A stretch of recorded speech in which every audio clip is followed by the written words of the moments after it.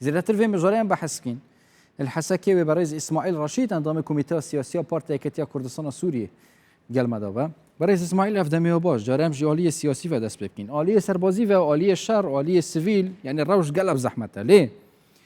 اوا چی بی چی بویه بری هنگ پلان کبیه لان درکی آریکاری یک جبوی رخصتنی هیا تایبتی شانه این و شورتی خواندن آوا چی اش بوی وی روشه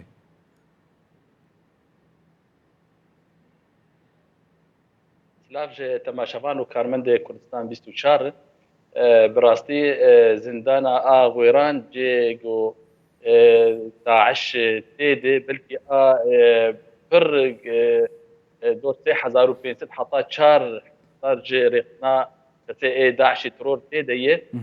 نجارة اول اف الوزيتي تشدبه حر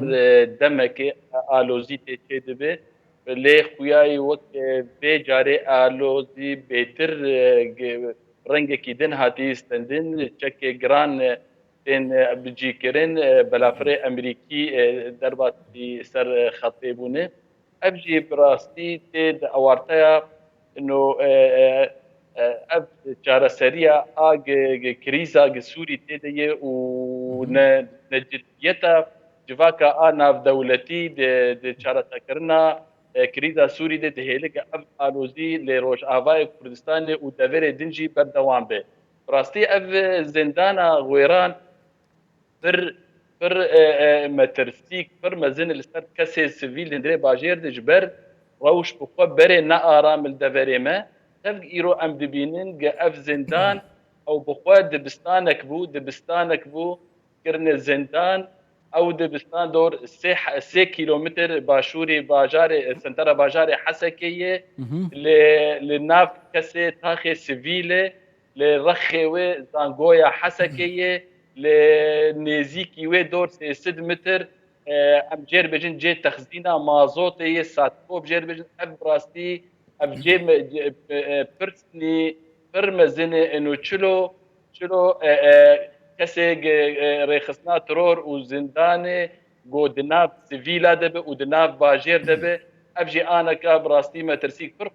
چکریه و مخاصم الگور آگاهیه ایگتین بلا کرن قال لك كسي افي داعش افي قربيانه كتن ناف تاخا وناف كسي مدنيه وام تب ناس دكن و دا كسي داعش تهيفياوي دجيان نما يهيفياي ما يبتبرن باشه اگر چیویای و جیان نماود اوین روین مترسی های مثلا او شان ام بیجنی شانه نویسینه بس پراستیش اگر روصبه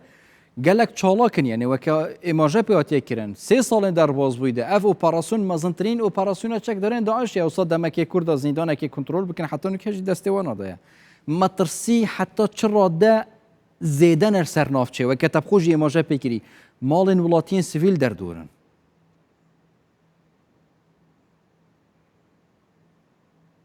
بله ما تاخي سيفيل دورن پر خلق ج مال خدركتن ج تاخي خدركتن هاتن آلية دني باجير دبي دروشة بريق روشة عم روشك خرابة دواري نخص الدنيا زفستان سرمهية بدفية جياني تنية ايرو درو سيرو بدفية جياني درباسي باجاري حسكي نابن خلق انا قال لك جوان لكولانا راستي ابايا وك مترسيب وبرمزنه لافجي بتربر في السياري دبي كسي ايجو فيزن كنترول دكن يعني تشلو اف تشك تشلو جيان فان حبسيا اف تشلو خلق دربهات درباس بون تشلو اف تشتانا وبراستي افايا الفيري بسيار اويا بريز اسماعيل يعني هين حزب بيلانا كد كن دي سجبوي بيسكرنا داعشيان جي افا بيلانا ك طيباتي جبوي جدی راوستان سر مسئله گرتی داعش نافچه این چه بینن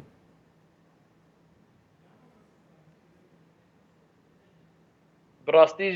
جدا آلياده يعني يكجي انه داعش وياي ديار انه تشالاك دبي فدقاره هنكي يرو مديله لعين عيسى والالي رقه ابشر تكون هي ام بين الالي ديرا زوري هي ام بينين لدورة رقة هي فالفيدك يجي اف دفي ورد ليت او دافري دند بلكي دافرني فكرينه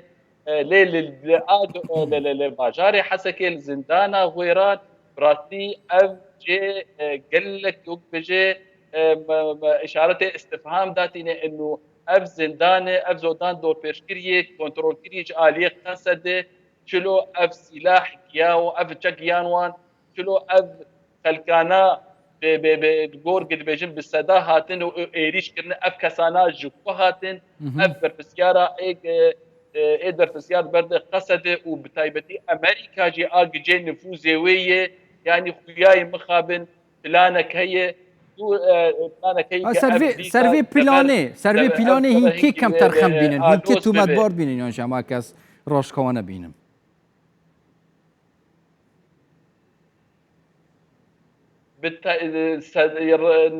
رقم يك ام دبجن امريكا ايرورو اف دبراوي واف منطقه نفوذي دي يعني تشما او اف داع حبسيه ابي داعش تشما او دفان ولا تادا من اف ولا تنا بخونا نجي استقرار نجي اراميه واف كسب بترجوان ايرو كنترول ديك او شيء بلكي اجندات نوان هن بلكي دريات 10 بيتر دعم امريكي بيتر انه بترسيل السد راهي بر ام ناس قاسي وقت هنكي الروش الوز به كسي قل سر عرضي تشك كسبن بشكي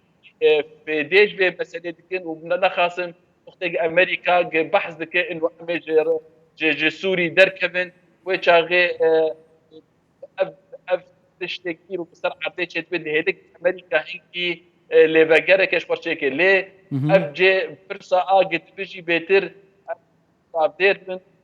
شكل بتايبات انه تشما اف كسير ايرخنا في ترور تشما في دبرين بينا ارامن تشما كيتا كي دولتين تشما ثلاثه وان تشما وان جانك اف جي براستي وقت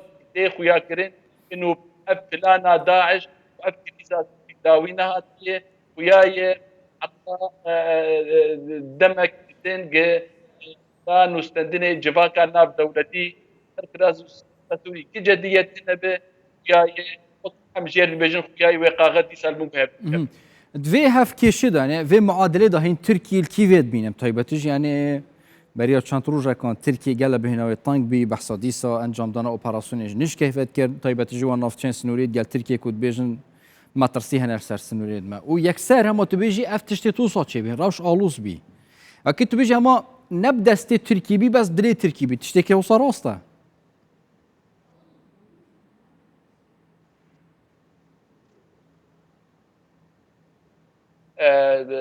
بري حرتشتي تركي دولتك خودي نفوذه اويجي قال لك باجاري قال لك دبري كردستاني روج افا وبيجي كنترول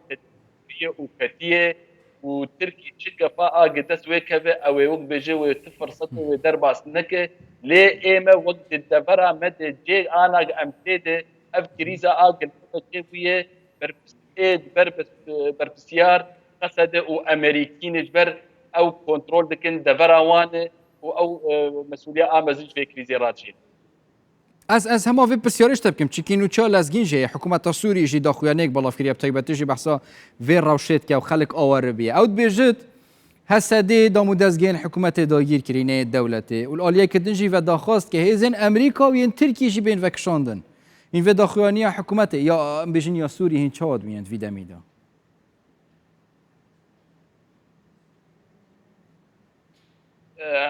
وك حكومتها سوريا او جروجا او ولده او دخوازي او حركتي تومبر باردك امريكا به تركي به قطر به تشي دولتي ايجا به او بيتر دخوازي ابدا فرانا فقرن بن كنترولاوي بيتر دخوازي انه بده خويا كرن جيانر انه دبري مي ارام داعش لتني لاي دبري كنترول داعش متكيد وبجي جالات دبي وفدقري وبتركاري رولا بسين دخوازي في نامها جي دولتي زره ji hesekê berêz İsmail Rajîtan damê Komîteya Siyasî ya Partiya Yekîtiya Kurdistana Sûriyê ji bajara Hesekê piraskayê pêt gelmeda bûn. Gelek spas bû we.